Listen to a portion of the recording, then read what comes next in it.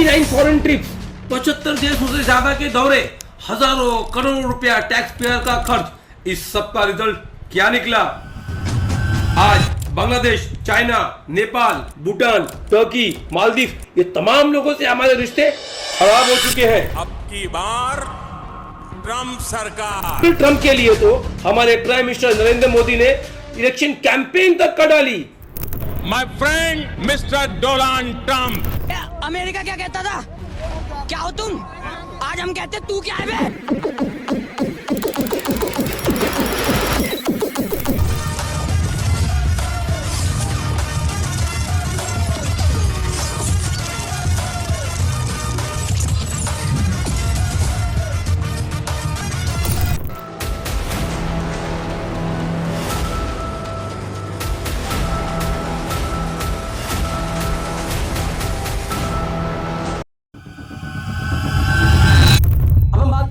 भारत की विदेश नीति की, यानी इंडिया फॉरेन पॉलिसी की, और जिस तरीके से 10-12 सालों में हमारे देश के प्राइम मिनिस्टर नरेंद्र मोदी ने कई देशों का सफर किया, यानी 70 से ज्यादा देशों का वो सफर किए, वहां पर गए, उस स्टेट के हेड से मुलाकात की, बातचीत की, डिस्कशन किया।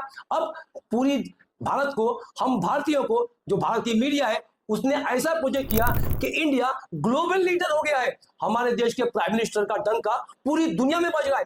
आज पूरी दुनिया भारत के साथ है और भारत को अपने में शामिल करना चाहती है। लेकिन जब ऑपरेशन सिंदूर हुआ, हमने ये देखा कि कोई भी मुल्क ऑपरेशन सिंदूर के वक्त में भारत के साथ नहीं खड़ा था। तो हमारी फॉरेन पॉलिसी पे, हमारी विदेश नीति पे ये बहुत बड़ा सवाल है। यहां तक कि दुश्मन मुल्क के साथ में, यानी पाकिस्तान के साथ में चाइना, अजरबैजान, तुर्की, ये तमाम मुल्क खड़े थे, लेकिन इंडिया के साथ में कोई नहीं था। और हमने देखा किस तरीके से ऑपरेशन सिंदूर के बाद में हमारी मौजूदा सरकार ने, यानी हमारे देश के प्राइम मिनिस्टर ने, हमारे मेंबर ऑफ पार्लियामेंट की अलग अलग टीम बनाई, जिसमें दूसरी पार्टी के लोग भी शामिल थे। उन्हें पूरी दुनिया में भेज दिया गया ताकि वो पूरी दुनिया को समझाए कि जो ऑपरेशन सिंदूर हमने किया है वो टेररिज्म के खिलाफ किया है। पाकिस्तान टेररिस्ट को हार्बरिंग करता है, पाकिस्तान टेररिस्ट को सपोर्ट करता है, पाकिस्तान टेररिस्ट की ट्रेनिंग करता है। पूरी दुनिया को समझाया जाए और ये कन्विंस किया जाए। हमारा ये सवाल है, तो आज तक हमारी विदेश नीति ने क्या किया? हमारी फॉरेन पॉलिसी में क्या हुआ? हमारे देश के विदेश मंत्री जयशंकर ने क्या किया? पूरे देश का ये सवाल है कि हमारी ये क्या मजबूरी हुई कि पूरी दुनिया में हमारे रिप्रेजेंटेटिव को भेजकर दुनिया को समझाना पड़ रहा है। तो पिछले 10-12 सालों में हमारी विदेश नीति का क्या हुआ? हमारे जो प्राइम मिनिस्टर मोदी ने पूरी दुनिया का सफर किया था, हर एक देशों में गए थे, और इस तरीके से हमारे मोदी जी मिलते थे, ऐसा लगता है कि वो खाली इंडिया के साथी हैं। इस तरीके से गले मिलना, इस तरीके से हैंडशेक करना, और हमारा इंडिया का गोदी मीडिया जिस तरीके से प्रोजेक्ट करता था कि इंडिया का डंका पूरी दुनिया में बज रहा है। लेकिन अफसोस की बात है कि हमने ऑपरेशन सिंदूर के वक्त में देखा कि हमारे साथ में कोई भी मुल्क नहीं खड़ा था। और हमारे देश के फॉरेन मिनिस्टर जयशंकर, जिसकी आंख से रेजर निकलता है, ये क्या कर रहे थे? इन्होंने क्या किया? इन्होंने फॉरेन पॉलिसी में क्या किया कि हमारे विदेश मंत्री कहते हैं कि हमने पाकिस्तान को पहले इसकी आगाह कर दी थी कि हम आपके मिलिट्री बेस पे, इनोसेंट सिविलियन पे अटैक नहीं करेंगे, हम सिर्फ टेररिस्ट कैंप पे अटैक करने वाले, ये हमने पहले से आगाह कर दी थी। क्या मजाक हो रहा है?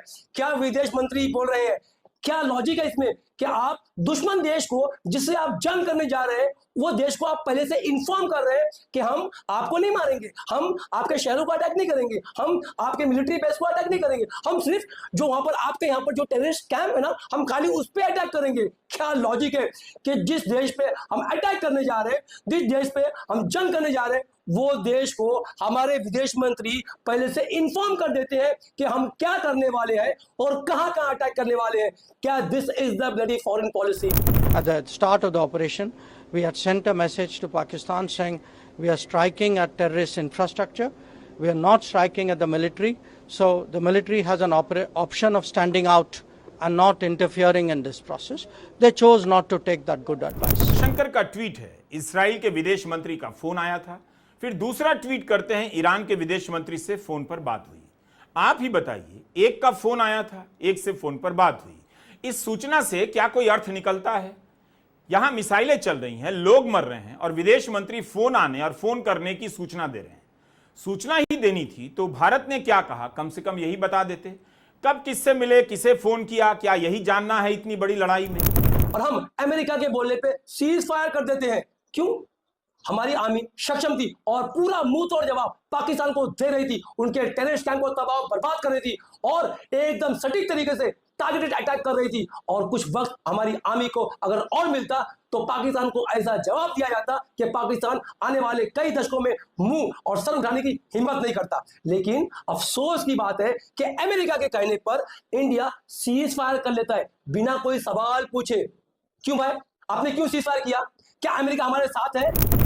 अमेरिका के कहने पर हम सीज फायर कर लेते हैं और वही अमेरिका की आईएमएफ ने पाकिस्तान को $1 बिलियन का लोन देता है, जो तकरीबन पूरा लोन $7 बिलियन का है, पाकिस्तान को सैंक्शन किया है, जिसमें से पहली किस्त यानी $1 बिलियन का लोन इमीडिएटली सीज फायर के बाद में अमेरिका का आईएमएफ पाकिस्तान को लोन देता है। इंडिया और पाकिस्तान का क्या कंपेरिजन? लेकिन डोनाल्ड ट्रंप ने इंडिया और पाकिस्तान को बराबर में लगे खड़ा कर दिया। Two great nation, two great leaders. Pakistan को इंडिया के साथ में कंपेयर करके पर्सनल डोनाल्ड ट्रंप ने इंडिया की इंसल्ट की है। और ये तमाम चीजों पे हमारा विदेश मंत्रालय, हमारे विदेश मंत्री चुप है, खामोश है, एक भी अल्फाज नहीं बोलते हैं। नाइदा हमारे देश के प्राइम मिनिस्टर, नाइदा हमारे देश के गृह मंत्री इस पे कुछ बोलते हैं। लेकिन अमेरिका को खुश करने के चक्कर में हमने हमारा रिलेशन रशिया से भी खराब कर लिया है। इसी की वजह है कि रशिया ने पाकिस्तान से एग्रीमेंट साइन किया है, डिफेंस एग्रीमेंट। आप सोचिए, रशिया ने पाकिस्तान से डिफेंस कोऑपरेशन एग्रीमेंट साइन किया है, जिसके तहत मॉस्को पाकिस्तान को Mi-35 अटैक हेलीकॉप्टर्स देगा, एंटी टैंक सिस्टम देगा, एयर डिफेंस वेपन देगा। कौन? रशिया पाकिस्तान को देगा। तो ऑपरेशन सिंदूर के बाद इंडिया का तो नुकसान हुआ है, इंडिया के साथ में कोई मुल्क नहीं खड़ा है, लेकिन पाकिस्तान का फायदा ही फायदा हुआ है। और इससे और वर्स्ट बात आप सुनेंगे, इससे वर्स्ट बात क्या हुई है? United Nation Security Council names Pakistan as vice chair of the committee to counter terrorism. United Security Council द्वारा जो कमिटी गठन की है टेररिज्म के खिलाफ लड़ने के लिए, उसमें पाकिस्तान को वाइस चेयरमैन बना दिया जाता है उस कमिटी का।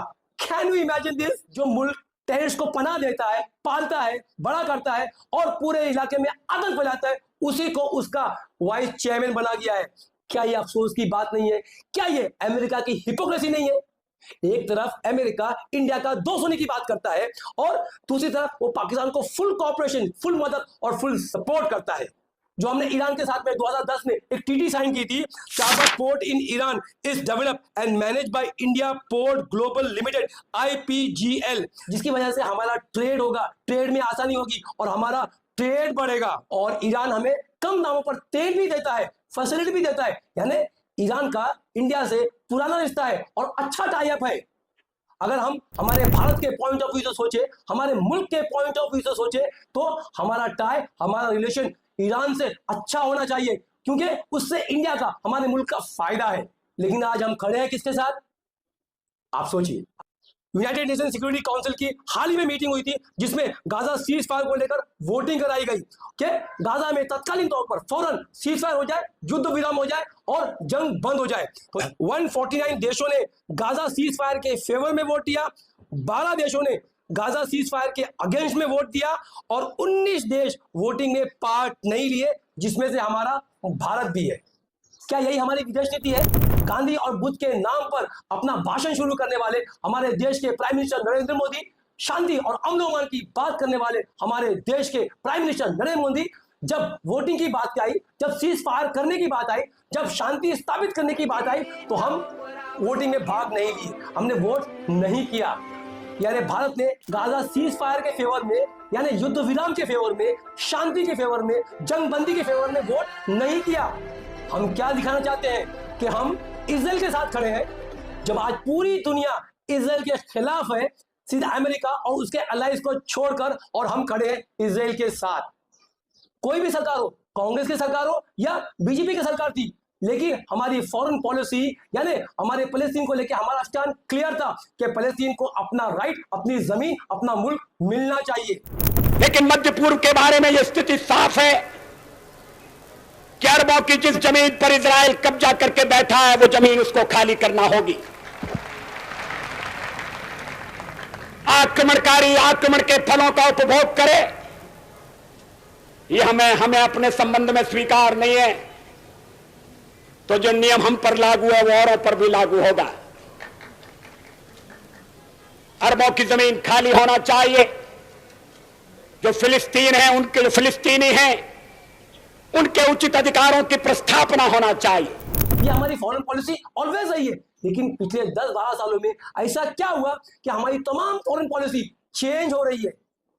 अमेरिका के कहने पर सीज फायर कर देने वाला भारत जब खुद सीज फायर पर वोट देने की बात आती है तो वो वोट नहीं देता। क्या इस पर कोई दलील हो सकती है? क्यों भारत सीज फायर पर वोट करने से एब्सेंट रहा? क्या भारत की विदेश नीति यही है?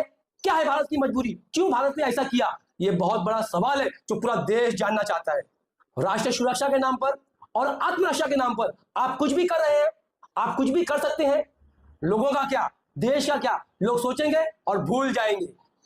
हमें आज भी अटल बिहारी वाजपेयी जी का वो भाषण याद आता है जो उन्हें पार्लियामेंट में कहा था, जो उन्होंने पार्लियामेंट में दिया था। वो कहते थे कि सत्ता का खेल चलता रहेगा, पार्टियां बनेंगी, बिगड़ेंगी, सरकारें आएंगी जाएंगी, मगर देश रहना चाहिए और देश का लोकतंत्र रहना चाहिए। सत्ता का खेल तो चलेगा, सरकारें आएंगी जाएंगी, पार्टियां बनेगी बिगड़ेंगी, मगर ये देश रहना चाहिए, इस देश का लोकतंत्र अमर रहना चाहिए।